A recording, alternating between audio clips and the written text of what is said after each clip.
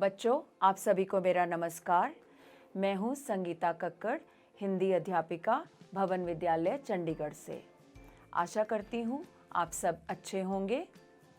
बच्चों, आज मैं आपको आपकी पाठ्य पुस्तक क्षितिज भाग 1 का पाठ 12 पढ़ाने जा रही हूँ, जिसका नाम है कैदी और कोकिला।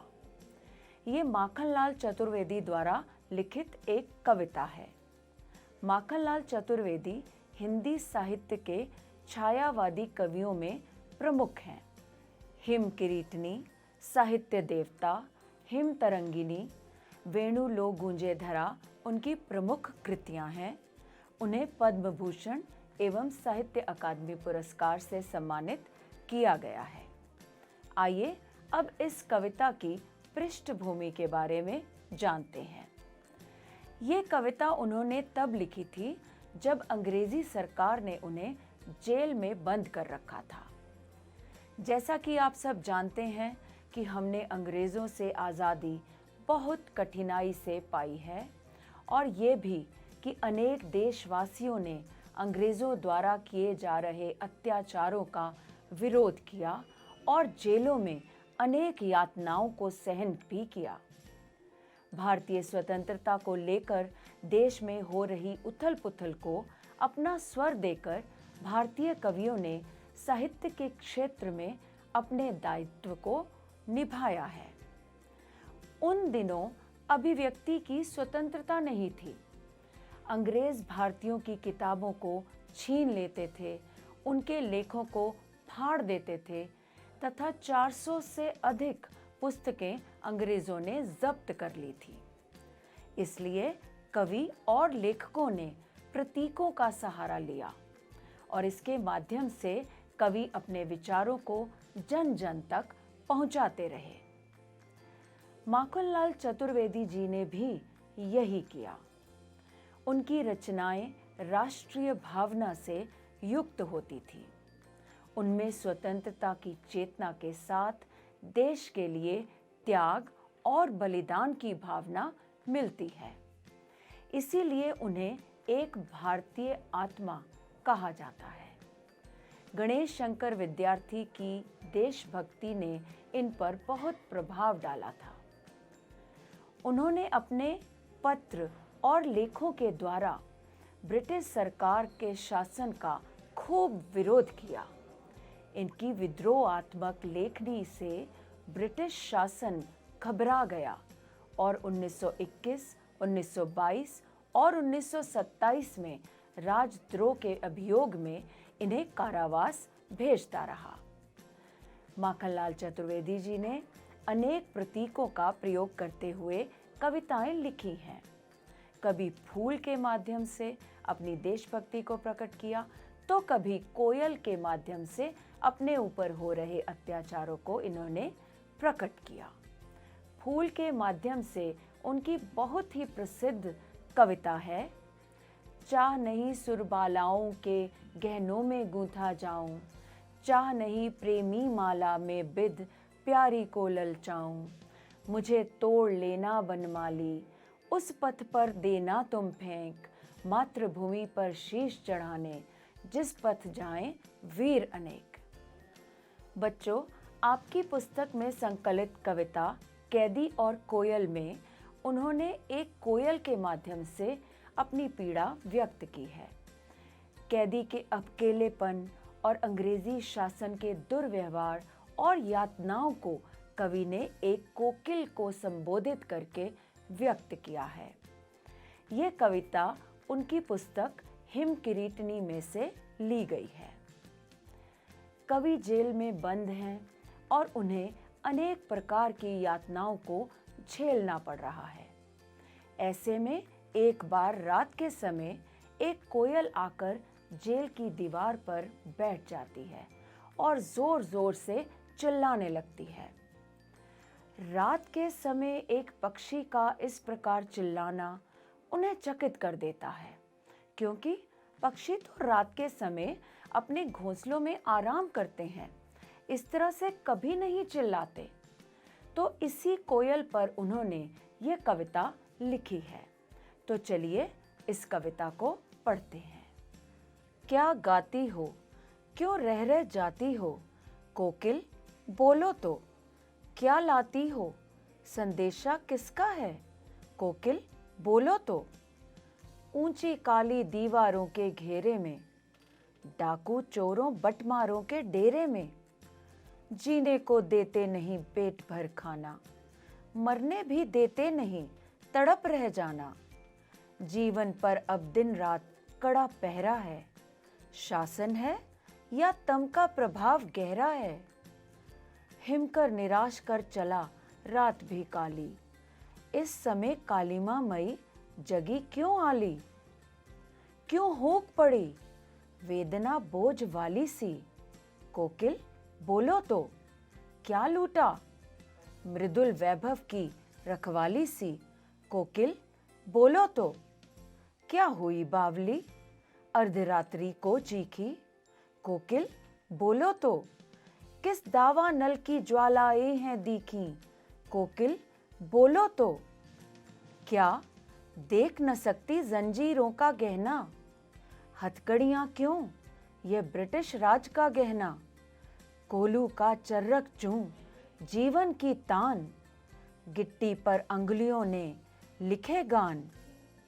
हूं मोट खींचता लगा पेट पर जुआ, खाली करता हूं ब्रिटिश अकड़ का कुआं।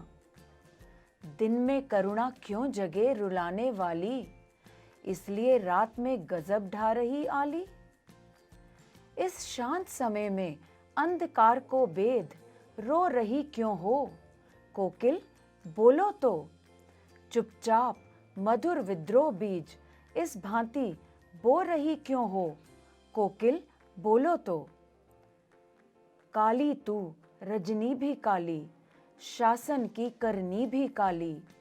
काली लहर कल्पना काली, मेरी काल कोठरी काली। टोपी काली कमली काली, मेरी लौ श्रृंखला काली। पहरे की हूं कृति की ब्याली, तिस पर है गाली ए आली। इस काले संकट सागर पर मरने की मदमाती, कोकिल बोलो तो। अपने चमकीले गीतों को क्यों कर हो तैराती, कोकिल बोलो तो। तुझे मिली हरियाली डाली, मुझे नसीब कोठरी काली। तेरा नभ भर में संचार, मेरा 10 फुट का संसार। तेरे गीत कहावे वाह, रोना भी है मुझे गुनाह। देख विषमता तेरी मेरी, बजा रही तिस पर रणभेरी। इस हुंकृति पर अपनी कृति से और कहो क्या कर दूं, कोकिल बोलो तो। मोहन के व्रत पर प्राणों का आसव किस में भर दूं, कोकिल बोलो तो। बच्चों, आशा है आपको कविता बहुत अच्छी लगी होगी। आइए अब एक बार फिर से कविता पढ़कर आनंद लेते हैं और समझने की कोशिश करते हैं कि कवि क्या कह रहे हैं। क्या गाती हो, क्यों रह जाती हो, कोकिल बोलो तो। क्या लाती हो, संदेशा किसका है, कोकिल बोलो तो। बताइए इन पंक्तियों में कवि क्या कह रहे हैं। कवि के मन में प्रश्न उठ रहे हैं और अपने प्रश्नों के बहाने कुछ सत्य भी प्रकट कर रहे हैं। इन पंक्तियों में कवि ने कारागार में बंद स्वतंत्रता सेनानियों की मनस्थिति और पीड़ा को दर्शाया है। जब कवि रात के घोर अंधेरे में कारागृह के ऊपर एक कोयल को चिल्लाते हुए सुनते हैं, तब उनके मन में कई प्रकार के भाव एवं प्रश्न उत्पन्न होने लगते हैं। उन्हें ऐसा प्रतीत होता है कि कोयल उनके लिए कोई प्रेरणा का स्रोत भरा कोई संदेश लाई है। कवि अपने मन में उपस्थित सभी प्रश्न कोयल से पूछ डालते हैं। वे कहते हैं कि कोयल, तुम क्या गा रही हो? फिर गाते गाते तुम बीच बीच में चुप क्यों हो जाती हो? कवि कोयल से कहते हैं, हे कोयल, जरा तुम बताओ तो, क्या मेरे लिए कोई संदेश लेकर आई हो? यदि किसी प्रकार का संदेश लेकर तुम हमारे लिए आई हो तो उसे कहते हुए बार बार चुप क्यों हो जा रही हो? और ये संदेश तुम्हें कहाँ से प्राप्त हुआ है? किसने भेजा है? जरा मुझे भी तो बताओ। अगली पंक्तियां देखिए। ऊंची काली दीवारों के घेरे में, डाकू चोरों बटमारों के डेरे में, जीने को देते नहीं पेट भर खाना, मरने भी देते नहीं तड़प रह जाना। जीवन पर अब दिन रात कड़ा पहरा है, शासन है या तम का प्रभाव गहरा है। हिमकर निराश कर चला रात भी काली, इस समय कालिमा मई जगी क्यों आली? बताइए इन पंक्तियों का क्या आशय है? इनसे हम समझ सकते हैं कि कवि को जेल में रहते हुए किस तरह की स्थितियों को सहना पड़ रहा है। इन पंक्तियों में कवि ने अंग्रेजों द्वारा स्वतंत्रता सेनानियों पर किए गए अत्याचारों एवं अपनी दयनीय स्थिति का वर्णन करते हुए कहा है कि उन्हें जेल के अंदर अंधेरे में काली और ऊंची दीवारों के बीच में डाकू चोरों उचक्कों के साथ रहना पड़ रहा है, अर्थात स्वतंत्रता सेनानियों का कोई मान सम्मान नहीं है। उन्हें जीवन व्यतीत करने के लिए पेट भर खाना भी नहीं दिया जाता और ना ही उन्हें मरने दिया जाता है, यानी कि उन कैदियों को तड़पा तड़पा कर जीवित रखना ही प्रशासन का उद्देश्य है। इस प्रकार उनकी पूरी स्वतंत्रता ही उनसे छीन ली गई है और उनके ऊपर हर समय कड़ा पहरा लगा होता है। उन कैदियों के साथ अंग्रेजी शासन बहुत अन्याय कर रहा है। अंग्रेजों के शासनकाल की काली रात में न्याय रूपी चंद्रमा का थोड़ा सा भी प्रकाश उपस्थित नहीं है। इसलिए जेल में बंद स्वतंत्रता सेनानियों को आकाश में भी घनघोर अंधकार रूपी निराशा दिख रही है। ऐसे में कवि कोयल से पूछते हैं, हे कोयल, इतनी रात को तुम क्यों जाग रही हो? क्या तुम कोई संदेश लेकर आई हो? आगे बढ़ते हैं बच्चों। क्यों हूक पड़ी वेदना बोझ वाली सी, कोकिल बोलो तो क्या लूटा मृदुल वैभव की रखवाली सी, कोकिल बोलो तो। बच्चों, इन पंक्तियों के माध्यम से कवि कोयल की आवाज में उपस्थित दर्द को महसूस कर रहे थे।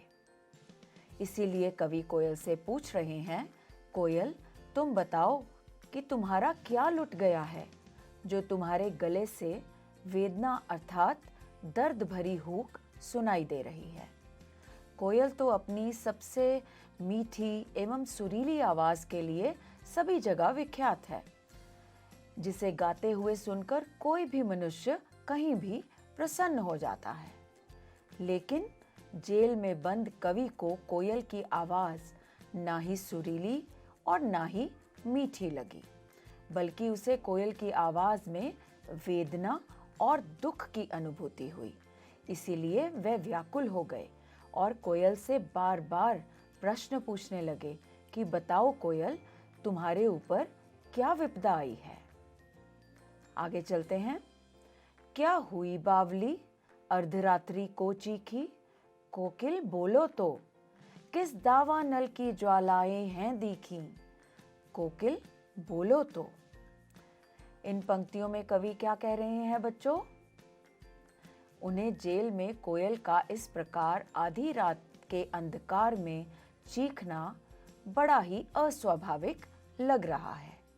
इसी कारण कवि उस कोयल को बावली कहते हैं और उससे पूछ रहे हैं कि क्या तुम पागल हो गई हो? तुम्हें क्या हुआ है? तुम इस तरह आधी रात में क्यों चीख रही हो? क्या तुमने जंगल में लगी हुई भयंकर आग देख ली है? यहाँ पर कवि ने जंगल की भयावह आग के रूप में अंग्रेजी सरकार की यातनाओं की तरफ इशारा किया है। उन्हें ऐसा लग रहा है कि कोयल ने अंग्रेजी सरकार की हैवानियत देख ली है, इसलिए वह चीख चीख कर यह बात सबको बता रही है। अगली पंक्तियां सुनिए। क्या देख न सकती जंजीरों का गहना, हथकड़ियां क्यों ये ब्रिटिश राज का गहना। कोलू का चर्रक चूं जीवन की तान, गिट्टी पर अंगुलियों ने लिखे गान। हूँ मोट खींचता लगा पेट पर जुआ, खाली करता हूँ ब्रिटिश अकड़ का कुआं। दिन में करुणा क्यों जगे रुलाने वाली, इसलिए रात में गजब ढा रही आली। बच्चों बताइए इन पंक्तियों का भावार्थ क्या होगा। कवि को ये लगता है कि कोयल उसे जंजीरों से बंधा हुआ देखकर यूं चीख पड़ी है, इसलिए वे कोयल से कहते हैं, क्या तुम हमें इस तरह जंजीरों में जकड़े हुए नहीं देख सकती हो। अरे ये तो हम स्वतंत्रता सेनानियों के लिए गहने हैं। फिर वे कहते हैं कि अब तो कोलू चलने की आवाज हमारे जीवन का प्रेरणा गीत बन गया है। जैसा कि आप जानते हैं, जेल में कैदियों को बैलों की जगह कोलू में जोता जाता था और उनसे बहुत मेहनत करवाई जाती थी। दिन भर कोलू का मोट अर्थात लकड़ी को चलाते चलाते उस पर उनकी उंगलियों के निशान बन गए हैं। वे कहते हैं कि वे इस प्रकार अपनी उंगलियों से भारत की स्वतंत्रता के गान लिख रहे हैं। कोलू चलाने के लिए जो जुआ बैलों के कंधों पर लगाया जाता है, कवि कहते हैं कि वे उन कैदियों के पेट पर बांधकर उनसे कोलू चलवाया जाता है। वे कहते हैं कि इस प्रकार सारे स्वतंत्रता सेनानी ब्रिटिश सरकार की अकड़ का कुआं खाली कर रहे हैं। अर्थात हम इतनी यातनाएं सहने और भूखे रहने के बाद भी अंग्रेजी शासन के सामने नहीं झुक रहे हैं, जिससे उनकी अकड़ जरूर कम हो जाएगी। इसी वजह से दिन में हमारे अंदर यातनाओं को सहने के लिए गजब का आत्मबल आ जाता है, जिससे हमारे अंदर कोई करुणा उत्पन्न नहीं होती और ना ही हम रोते हैं। शायद तुम्हें ये बात पता चल गई है हे कोयल, इसीलिए तुम शायद रात में हमें सांत्वना देने आई हो, परंतु तुम्हारी इस वेदना भरी आवाज ने मेरे ऊपर गजब ढा दिया है और मेरे मन को व्याकुल कर दिया है। चलिए बढ़ते हैं अगली पंक्तियों की ओर। इस शांत समय में अंधकार को बेद रो रही क्यों हो, कोकिल बोलो तो। चुपचाप मधुर विद्रोह बीज इस भांति बो रही क्यों हो, कोकिल बोलो तो।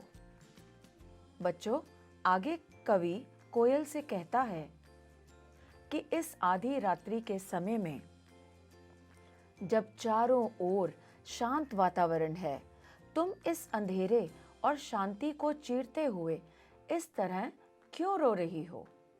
कवि के कहने का तात्पर्य है कि अंग्रेजी सरकार दिन के समय तो सारे स्वतंत्रता सेनानियों से बहुत शारीरिक काम करवाती है ताकि उन्हें कुछ भी सोचने की फुर्सत न मिले, और रात के समय वे लोग इतने थके होते हैं कि सो जाते हैं।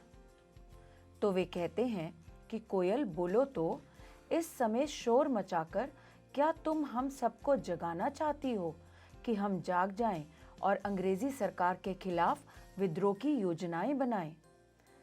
क्या तुम हम भारतीयों के अंदर देश प्रेम एवं देशभक्ति की भावना को मजबूत बनाना चाहती हो ताकि हम अंग्रेजों की परतंत्रता से मुक्ति पा सकें? आगे बढ़ते हैं।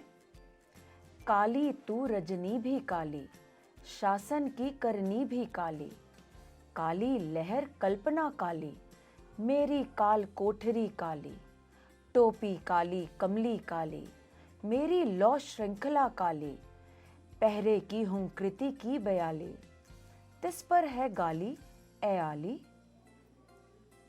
प्रस्तुत पंक्तियों में कवि ने जेल के अंदर अपने आसपास के वातावरण का वर्णन करते हुए लिखा है कि उनके चारों ओर सब कुछ काला है। काला रंग बच्चों बुराई, उदासी व निराशा का प्रतीक है और समाज में फैले दुख और अशांति का प्रतीक भी है। इसीलिए कवि ने यहाँ पर हर चीज को काला बताया है।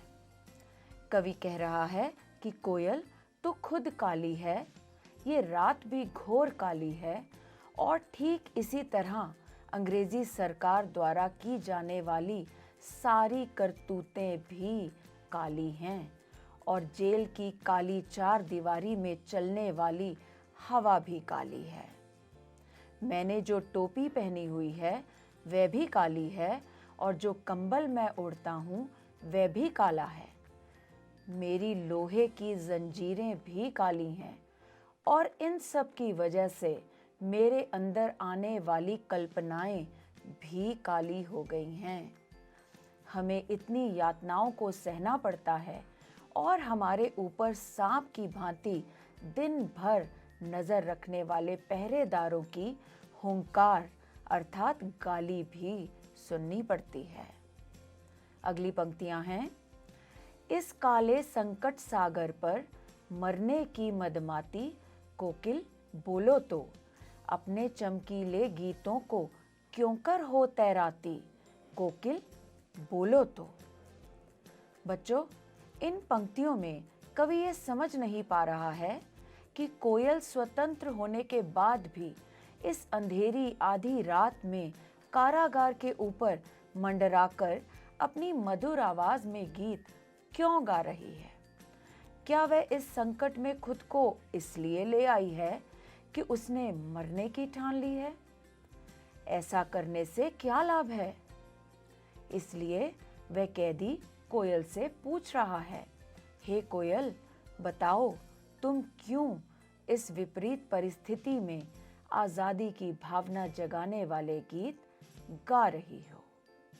बच्चों, अगली पंक्तियां देखिए, तुझे मिली हरियाली डाली, मुझे नसीब कोठरी काली, तेरा नभ भर में संचार, मेरा 10 फुट का संसार, तेरे गीत कहावे वाह, रोना भी है मुझे गुनाह, देख विषमता तेरी मेरी, बजा रही तिस पर रणभेरी। प्रस्तुत पंक्तियों में कवि ने स्वतंत्र कोयल एवं बंदी अर्थात कैदी की परिस्थिति की तुलना बड़े ही मार्मिक ढंग से की है। जहां एक ओर कोयल पूरी तरह से स्वतंत्र है, किसी भी पेड़ की डाली पर जाकर बैठ सकती है, कहीं पर भी विचरण कर सकती है और अपने मन चाहे गीत गा सकती है, वहीं दूसरी ओर कैदी के लिए अंधकार से भरी 10 फुट की जेल की चार दीवारी है, जिसमें उसे अपना जीवन बिताना है। वह वहां अपनी इच्छा अनुसार कुछ भी नहीं कर सकता। कोयल के मधुर गान को सुनकर सब लोग वाह वाह करते हैं, वहीं किसी कैदी के रोने को कोई सुनता तक नहीं है। इस प्रकार कैदी और कोयल की परिस्थिति में जमीन आसमान का फर्क है, मगर फिर भी कोयल युद्ध का संगीत क्यों बजा रही है?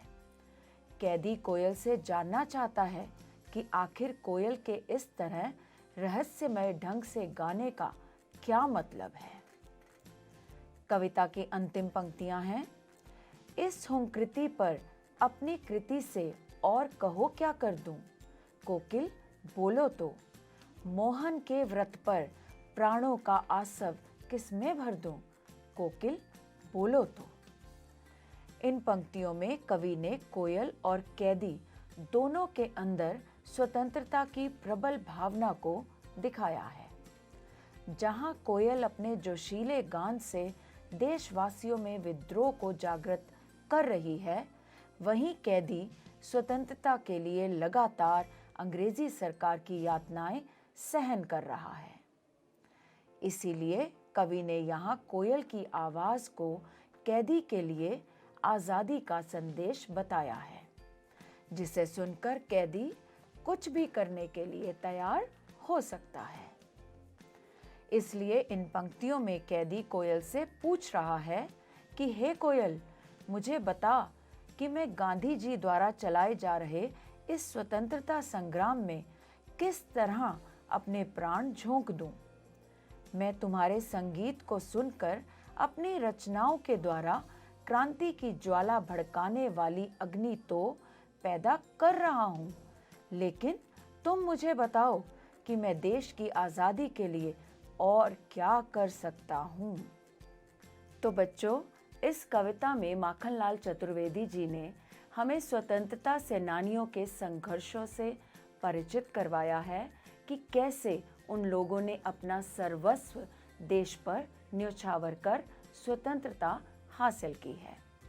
आशा करती हूँ आपको इस कविता का भावार्थ अच्छे से समझ आ गया होगा और इस कविता ने आपके मन में स्वतंत्रता सेनानियों के प्रति आदर भाव को और भी बढ़ा दिया होगा। आइए अब इस कविता पर आधारित कुछ प्रश्नोत्तरों पर चर्चा कर लेते हैं। सुनिए इन प्रश्नों को और उत्तर देने का प्रयास कीजिए। पहला प्रश्न है, कवि का रोना भी गुनाह है के माध्यम से किन परिस्थितियों का पता चलता है? कवि ने कहा है ना कि उसका तो रोना भी गुनाह के समान है, गलती के समान है। तो बताइए इस वाक्य से हमें जेल के अंदर की परिस्थितियों के बारे में क्या पता चलता है?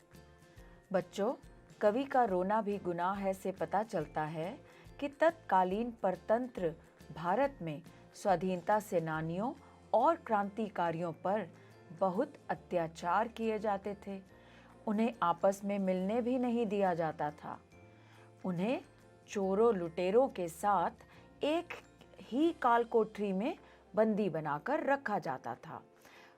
बात बात पर उन्हें गालियां दी जाती थीं। उनकी सांसों पर भी अंग्रेजों का पहरा था। उन्हें पेट भर खाने को भी नहीं मिलता था। वे अपनी बात किसी से कह नहीं सकते थे।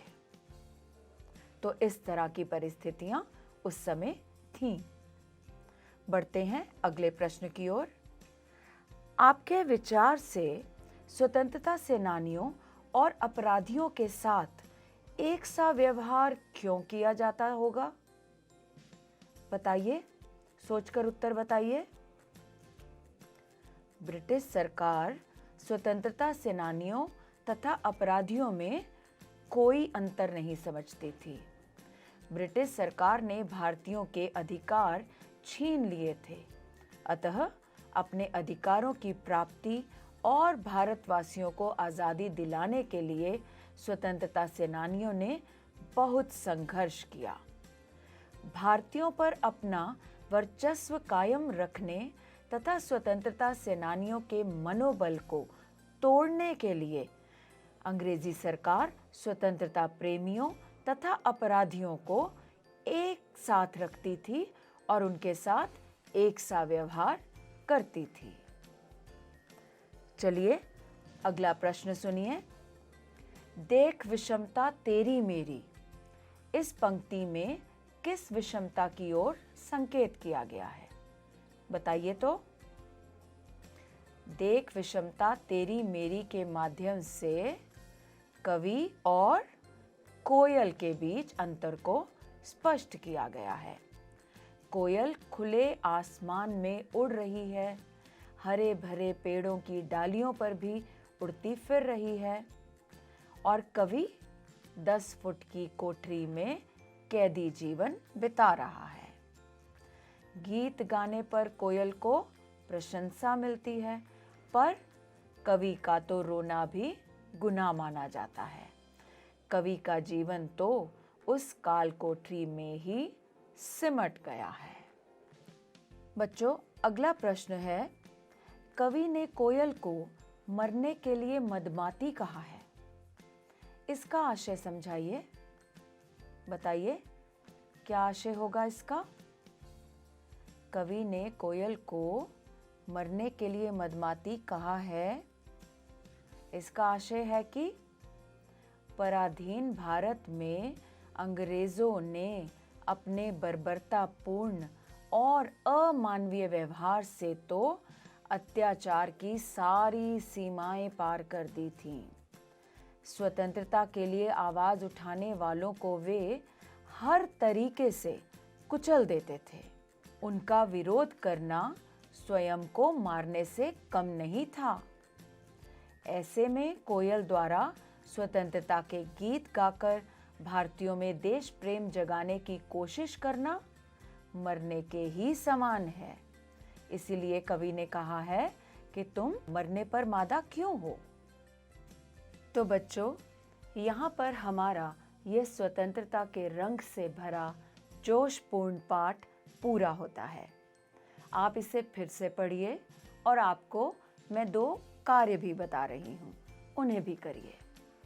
पहला, पराधीन भारत में कौन कौन सी जेलें मशहूर थी और उनमें स्वतंत्रता सेनानियों को किस किस तरह की यातनाएं दी जाती थी।